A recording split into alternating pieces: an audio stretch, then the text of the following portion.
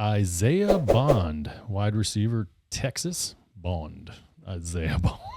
I just had to do that once. Dude, That's real though. That's real. That's why he picked number 7. yeah. Get out of here. Yeah, he picked number 7 because he loves for the number double. His nickname is 007. Nice. This guy just became my favorite player. He totally got. I swear to God, when I saw that note on him, it said his nickname was Isaiah 007 Bond, and he picked the number 7 because he's a massive James Bond fan. Oh, awesome. Yeah. 5'10" and 5/8 inches tall. Might as well be 6'4". I don't know. 180 pounds. He ran a 4 flat. 8.5 inch hands.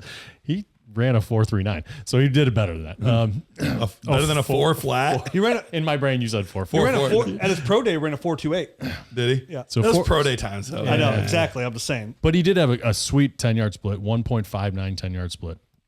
So this dude can definitely run. 1.59? 1.51. Oh, 5.1. Okay, I was like, that's not good. I probably said, I'm looking at a lot of numbers. We're talking a lot. You're good. It's 1.51 in the 10-yard split, 4.39 in the 40. Nice. Last year at Texas, in 14 games, he had 34 receptions, 540 yards, and 5 touchdowns, 4 rush attempts, 98 yards, and another touchdown. He did that on 56 targets with 2 drops credited to him. He had a 6% drop rate.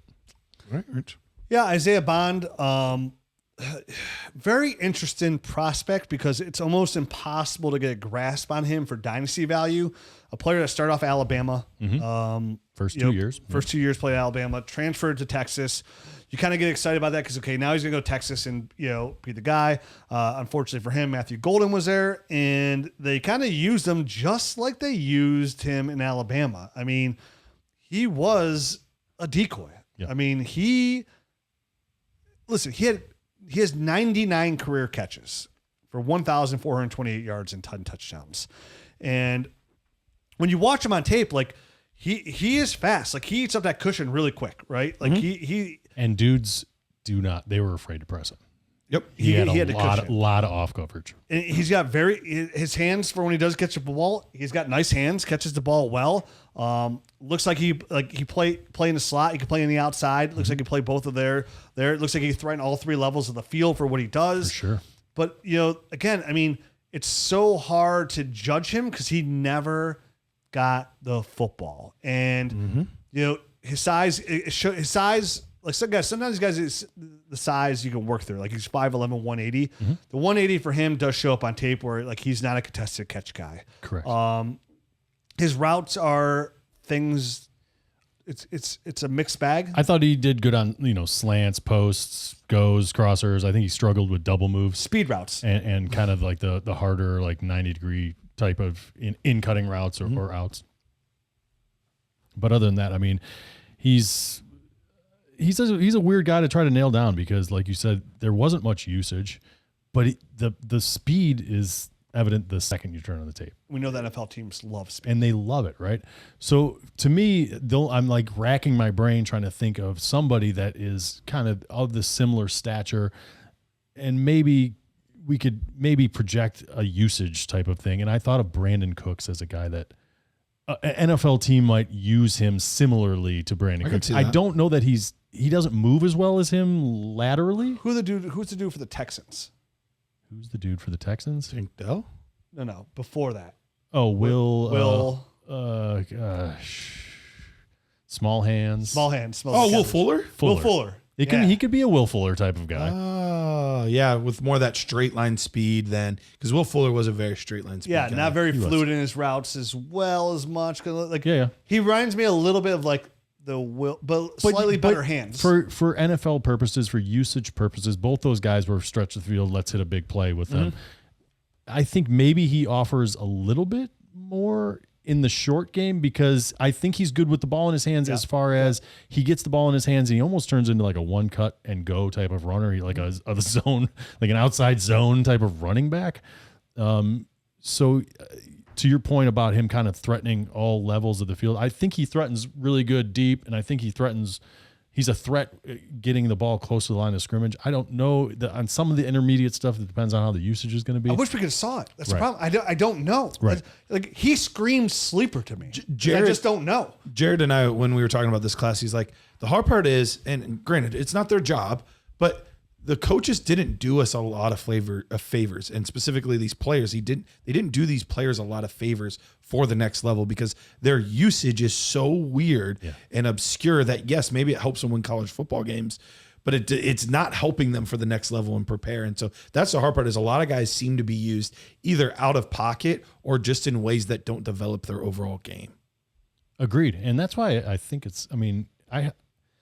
I know only so many people can go to like a program like Ohio State that kind of develops wide receivers and gets them going, and like out in Alabama, LSU, those type of places.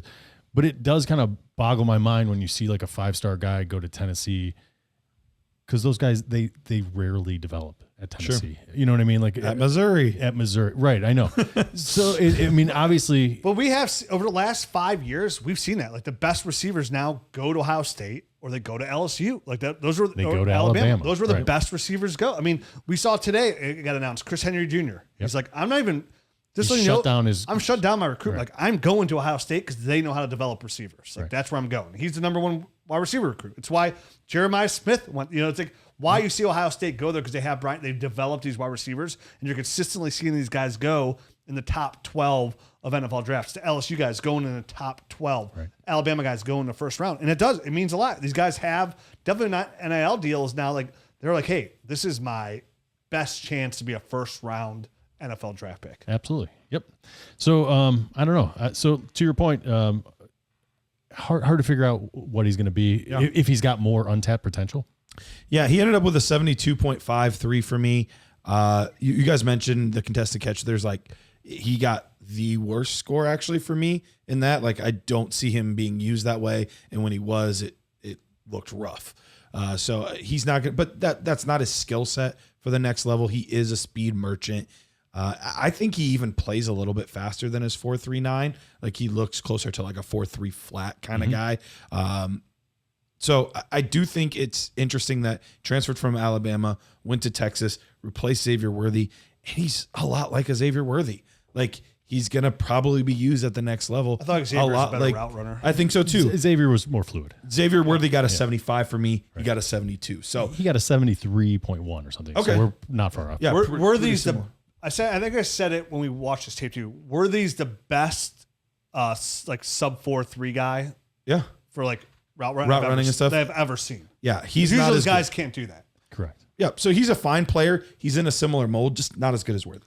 Yeah, I mean, it's nice to see him. Like when I saw a couple times where he did have like catching balls across traffic, like he wasn't alligator arm, like he actually caught the ball. Agreed. And did a good job with it. You know what I mean? So like not good at contested catches, but like he's not afraid. Like he's not limited to like you said, like the go routes. Like he will run crossers and quick slants, and he'll catch the ball in traffic. So like it's there. I was happy with his hands. It's just he's not going to win, like you said, the contested catch, but that's okay. I don't need him to win that way. It's not as you're not going to use him like that, right? But like he's the one that's going to be real interesting to me of where he goes in rookie drafts, because I think he can.